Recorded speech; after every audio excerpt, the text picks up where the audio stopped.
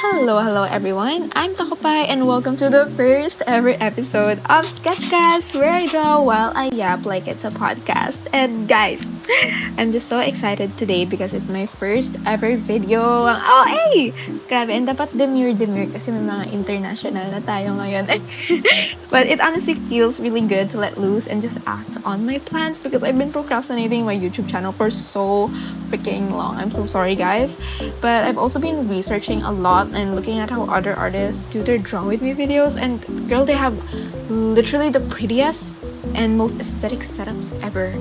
And their videos are literally ASMR, like they have this pen tapping sounds and stuff, so it's really new terrain for me. But honestly, even though I do want to be that level of aesthetic and just not talking the whole duration of the video, I realized that I really love communicating to you guys real time, and since I go live a lot on TikTok, I'm pretty used to answering my followers' questions and letting you guys learn from me also. And yeah, I'll be answering your questions on some parts of the video, so make sure to tune in and listen while I draw. And just a heads up, all of the textures and brushes I'm using in this video are linked in the description box, so you can download and try them out anytime, anywhere. Now, even though this is technically SketchCast, we're not actually starting with a sketch today, unfortunately, because I'll be making a separate video for that regarding my conceptualization stage and sketch phase. For now, I'm focusing on one of my most asked questions ever, which is how do you do your colors? And to start off, the first thing I always do is block out the characters, giving them a base before I even begin coloring that will separate them from the background. Then I save the whole artwork and import it into a separate canvas I call as color guide. Basically, this separate canvas is where I do trial and error without touching the original file, because if I work directly on the raw file, I have to constantly switch between layers and it's just so annoying. But in here, I just set the original layer to reference mode and then color drop everything on a separate layer, if that makes sense, yeah. But it just gives me so much more freedom and flexibility to test out colors, tweak them, and just play around without messing up the real piece. Now, right here, like I don't really care too much yet about what the color looks like because it will undergo so much changes later. I usually start with the characters in my drawing first. Like for this piece, since we have like 4 different variations of Minji, which is our character in here from New Jeans, I begin with their skin and outfits first, just laying down rough color placements. But for example, when I'm coloring black or white hair, I don't use plain black or white.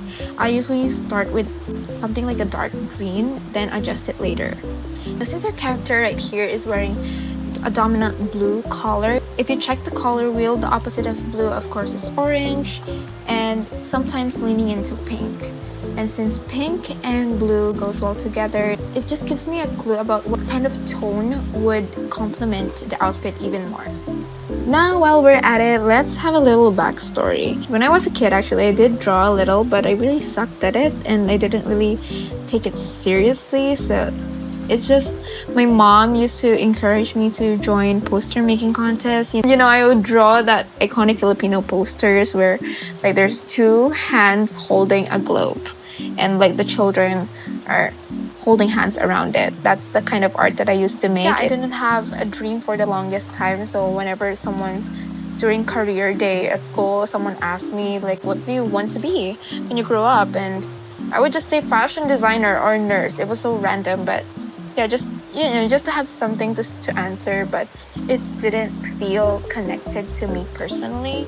And of course, when I have a composition like this and I'm stuck on how to color it, I go to Pinterest, and let's say the dominant color here is blue. I just search blue graphic design and look at posters to get a sense of what colors work well with blue and what kind of mood they create, basically. Here, I'm searching blue and brown if there's a specific combination in the design, and I'm just randomly compiling them into a mood board just to see which shades look good together. And then I drop them and make a custom palette based on what I'm seeing.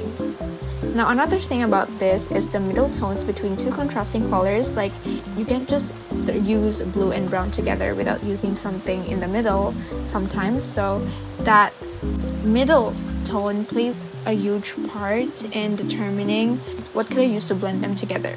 So for example, here I can use the blue and join the blue with the green using white, and I can also join the blue and the brown with a green. My process takes a lot of trial and error, so if you watch closely, you'll see how long it takes for me to settle on just one color scheme. I just don't like settling on one option in this case because I really have to see what approach is more appropriate in this concept. Now, while I render, let's get into some of the questions you guys sent me. So thank you so much for submitting them, and I love reading them. Okay, so let's start with our question number 1. How did you start making art? So I actually started making art around pandemic era. Yeah, like 2022, I think. And at the time, I was really into Genshin Impact. Me and my friends were playing it constantly, and eventually my feed got flooded with fan art naturally, and I remember getting super inspired. Shout out to Sapzu, oh my god, we're now mutuals, that's crazy, who honestly played like a big role in inspiring me to make my own Genshin fan art. So but the actual beginning of it is kind of funny. Me and my mom had a scheduled workout that day, but instead of exercising, I just randomly told her that I really want to draw. I'm just gonna skip it and I'm gonna draw. I'm gonna actually use my iPad for something else than playing. So I skipped it, and yeah, that's how it happened. And from that point on, I really became obsessed. I'd wake up super early because I was so excited to draw, and every day I'd write down these crazy ideas in my notes app, then wake up the next day and draw them all. It could be like, I don't know, gender bent, like a gender bent Genshin character or something like that. Definitely the most passionate phase I've ever had with art, but of course right now I can't really say if that's me right now. I'm that passionate, but yeah, eventually I hit a wall that time. I was drawing every day, but I felt like I wasn't really improving, and why do I still suck, and why am I not seeing progress? It really got into my head, so I stopped drawing for like 9 months and I just dropped it completely. But then when I finally came back, I decided to try and just painting over my sketch, because I realized that coloring my lines genuinely improved my art. Oh my gosh, it was like a light bulb moment. And then that's when I knew that that's called rendering. And the first piece I did was a drawing of Kazuha from Genshin, and yeah, I think that's where I learned how important it is to color my line work when rendering.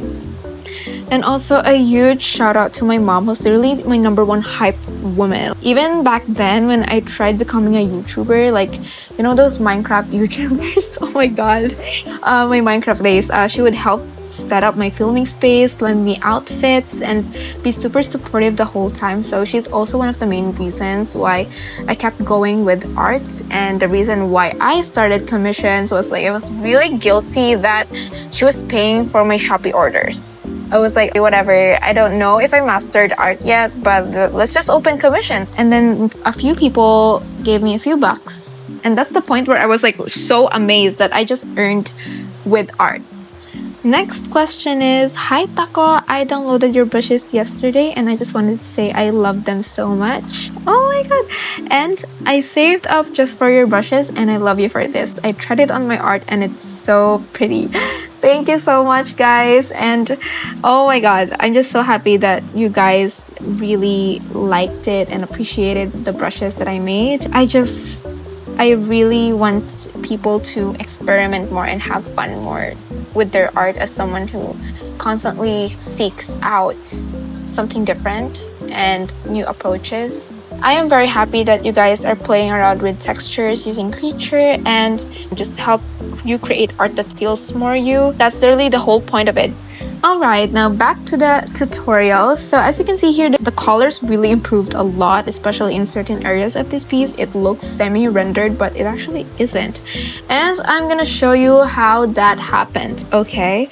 And if you look closely, The colors in this drawing are just combinations of the palette I made earlier, so mostly orange, greens, and once I stick on a base combo like that, I'll stick to it and recycle those colors throughout the artwork so it builds an identity and it's more cohesive. And now here's the secret trick, you guys, that changed my workflow completely. So I actually import my old drawings onto the same canvas. This is my beanie artwork, and I use them as overlays to bring in different colors and patterns just for me to preview how it looks rendered, and it even gives me an option on what colors to use. For example, the hair, right? I could probably use the browns that are showing, the greens, sort of, things like that. It just makes the colors more blended in a way. I'm sorry, I'm really bad at explaining, but yeah, I do this quite a lot, and as you can see, I'm just testing it out until it works. Alright, next question is, what's a mindset shift that helped your art grow the most? This might sound a little weird, but for me, it's the idea of not being fully satisfied with my artwork. I know that sounds pretty negative, but it's actually what pushed me forward the most, because every time I finish a piece, I ask myself what could have been better, or what feels off, or what haven't I tried yet, in a way. So that constant itch to also stand out, especially in inner media, it's so saturated out there. I just don't really want to go to the generic route, and that has been a huge driver for me. So I'm not saying you should constantly put yourself down or never appreciate your own growth, but what I found helpful is this kind of self-awareness, where I'm not just patting myself on the back for finishing something, but I'm also critiquing myself in an objective point of view. So yeah, in the beginning, most of us have this natural bias towards our own work because we know how much time and effort went to it, and we sort of just become attached to it. So early on, I tried to really step back. I really just have high hopes for myself. I know this artwork is not doing me justice. It doesn't represent me in any way. So I guess that mindset really helped me early on to develop a preference or a taste on what art should I be releasing and exploring. And that's where uniqueness comes in, because I still don't really know what my art style is called, even though a lot of people ask. So but yeah, developing it really came from constantly trying new things and not letting myself get stagnant in a way that I just settle on one art style and call it a day. Especially when it comes to fan art, since I've always had this mindset of wanting my version to feel fresh, even if the subject's already been done a million times, especially fan art. There's probably tons of fan art out there of this character that I'm drawing right now, but the question is what could I do to make them unique, stand out, or catch the attention of other people? So you can, I don't know, probably draw them in a totally different world. What if they merged with a different character? Or what if you gave them a whole new context? Totally something unexpected. And I think that's the point where I wanted to merge my graphic design knowledge into my illustration work. Now I'm known for these really complex compositions that I upload. So yeah, I'm kind of grateful for that as well. It's basically constantly asking what's my take on this specific trend or thing, and I don't know, I guess it never failed me since, but it also comes with a lot of challenges, because if you have an art style like this, you would get lazy. I have a love and hate relationship with art, so I don't really choose to do it on a random basis, but who knows. Next question is, any plans or wishes to table at events in other countries? Girl! Of course. Oh my god, this is supposed to be relaxing, but anyways, of course, that has literally been a dream of mine for so long, to travel and table abroad. I really like that idea. And I mean, I already travel a lot with my girlfriend but something I haven't experienced yet is offering my artwork and just sharing it to other people in a different country. It makes me so excited when I think of it, and honestly, I manifest that opportunity.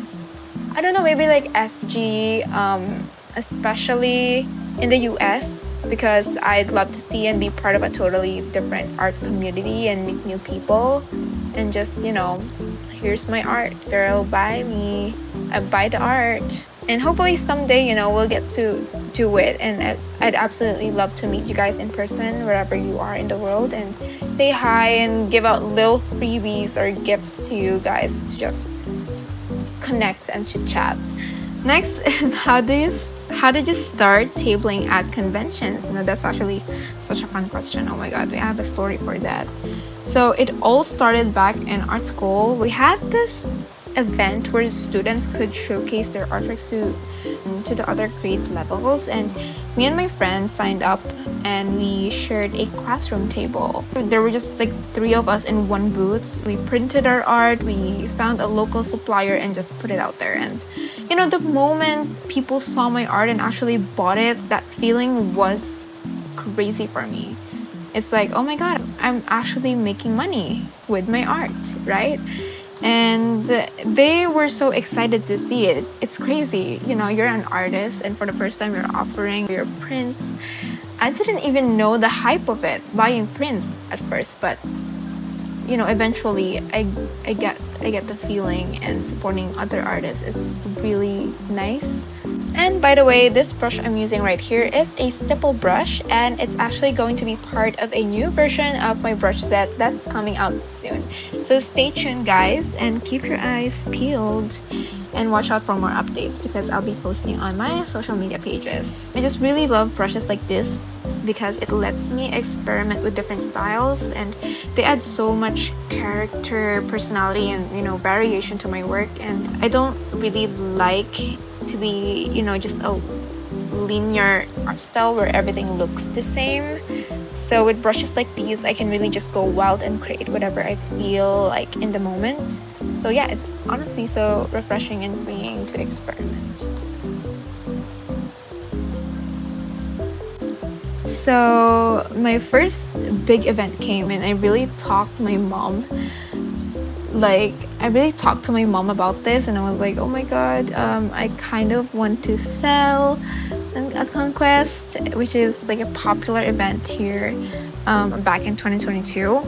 And she was like, okay, what's the plan? And she's really supportive. She's the most supportive person out there. It was so chaotic. I probably would describe the whole experience as chaotic and stressful when we were first figuring it out for the first time, because I was very picky with colors. I know what my art looks like, and seeing it printed sucks. Like, it just sucks so bad, because I didn't know the concept of CMYK and RGB during that time. But yeah, so ending is that we bought our own printer, and it was really traumatic experience. I thought it was just gonna print and I would see my art, but no, it was so stressful in a way that I had to calibrate it, and I had to learn so many techie terms just to get the colors right. And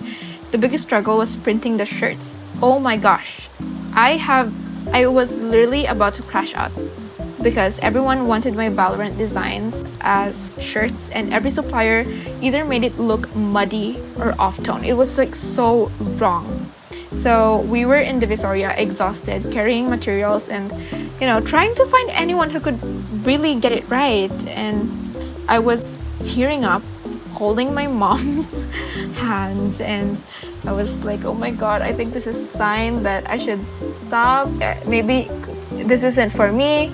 And she remains calm and tells me that, oh, we're gonna find a way.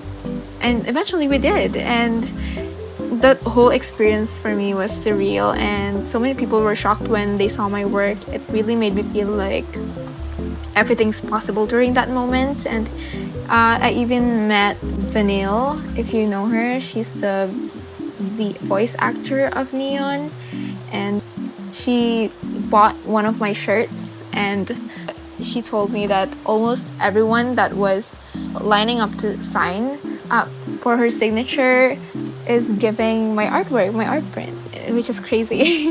It really was crazy. Hi mga te! So ito na, nag-i-edit ako habang pinapanood ko tong part na to. And nakita ko, shootakin na lang ako ng voice over. Akala ko sobrang dami na nung chinika ko, di ba? Kulang pa pala, Diyos ko day. Ang hirap pagpaka-demure, sa totoo lang. Demure na dalaga, nakakainis. Hindi naman si Maria Clara, Pero ayun, itong part na to ay para sa aking mga kababayan na. May napaka-OA talaga ng taong to. Yan, shade lang natin ang kanyang brows. Yes, ma'am. Promo po kami ngayon. Muna nag-start ako mag-YouTube channel, gusto ko talaga Tagalogin lahat. Kasi sila na yung mag-a-adjust Pero wala. Malaki yung pangarap ko. Kaya dapat marami tayong ma-reach. Ay, dramatic talaga. So, ayan, drawing na tayo ng TV with Manny Pacman on. Next fan art na naka-line up natin, hindi po si Heiyin, si Fiang po. Bawal talaga. Habang ini-edit ko tong video, nai-stress talaga ako sa sarili ko. Like, ang arte-arte ko, ang arte-arte magsalita. Baka natampal na ako ni Tony Fowler.